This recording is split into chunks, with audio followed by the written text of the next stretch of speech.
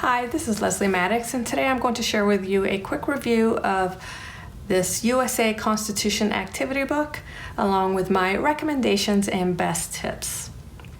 I'm currently using this activity book with my fourth grader, soon to be fifth grader, as part of his American history studies.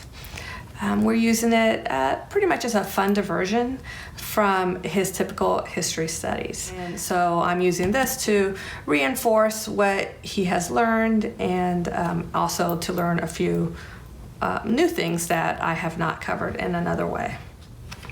If I open up this book, you'll see that there's no table of contents. It just jumps directly into the puzzles. There are 33 puzzles in this book with the solutions at the back. Each puzzle is introduced with information about this topic, the historical significance of this topic, and then a puzzle to get the answer and kind of reinforce their learning there. There are different types of puzzles. I think most of them are word puzzles. So you see this one here, some word searches. You do have some mazes, a variety of different puzzles. Here's some kind of spot the difference type puzzles. But I would say that the majority of them are word puzzles.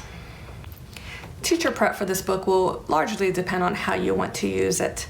Since we're using it as kind of a fun diversion from our typical history studies, I, for the most part, just had him start from the beginning and continue on each day doing one or two puzzles a day. And you can use it in a more thoughtful way by choosing what pages your student will cover when you cover that topic in history. For example, if you're studying how the Constitution was ratified, you might want to do page number 9, which talks about the first state to ratify the Constitution. You could just kind of look through here and see which are the puzzles that I think my student will enjoy, what are the topics that we're actually covering.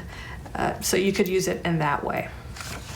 The amount of time that your student spends on the pages in this book each time you assign them will also depend on how you plan to use it. If you assign 1 or 2 pages a day like I do, it should take them less than 10 minutes to do. Some of the more, I don't know if they're more challenging, but more time-intensive puzzles might take a little bit longer depending on how into it your student is. I would recommend this book to students that do well with interactive learning methods. Since this isn't an activity book, they're interacting with the information. So students that really love that type of learning. I also think that students that prefer to learn in an independent way would like to use this book.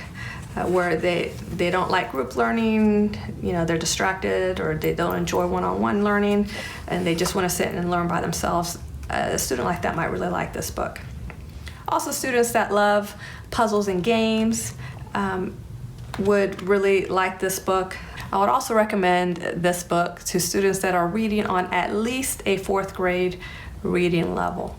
I would say that this is actually the reading level for a lot of these introductory portions of the puzzles is above that. My oldest, he's finishing up 4th grade, but he's probably more a 5th grade reading level. He's probably kind of a year ahead in that way, and he still had problems with some of these. Now, the written word is not his preferred learning method, so I mean there's that. But I was kind of surprised by the way these introductory portions were written out, because it wasn't just about the words themselves, it was about how the sentences were structured.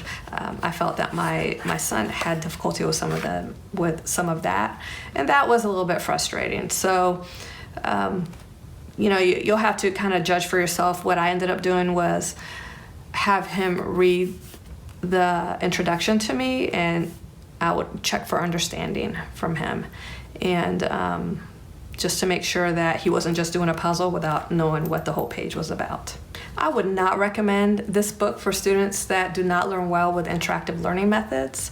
If puzzles and games like these are just a frustration to your student, and kind of get in the way of the learning, this is not the book for them. I also would not recommend this book to students that are not fluent readers. My first grader going to second grade, he would love this type of thing, but based on how the puzzles are introduced, I wouldn't in a million years give this to him, because he would just find that frustrating. I have 2 tips for you on how to use this book.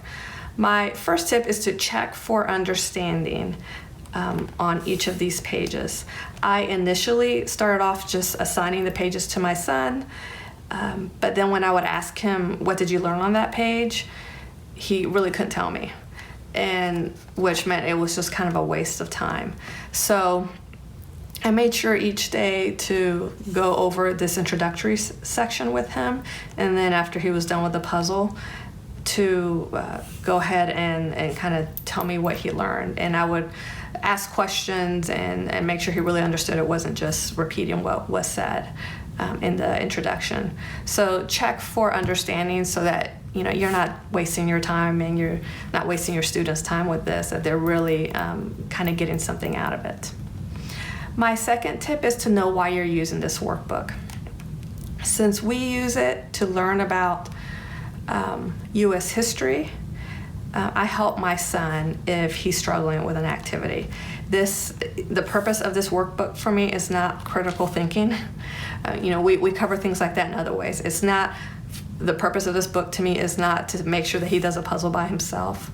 As long as he's making an effort. If he's struggling with an activity, I help him with it. That's not the point of this for us. Now, if you're using this as a way to get in some critical thinking for your child, then you may want to approach that in a different way. But for us, this is just a fun, different way of covering some historical topics, and it's not about the puzzles. The puzzles are supposed to make it more fun, not less fun for us. So just know why you're using this workbook. If you're interested in more videos like this one, go ahead and tap on the playlist I have to the side, and I will talk to you in the next video.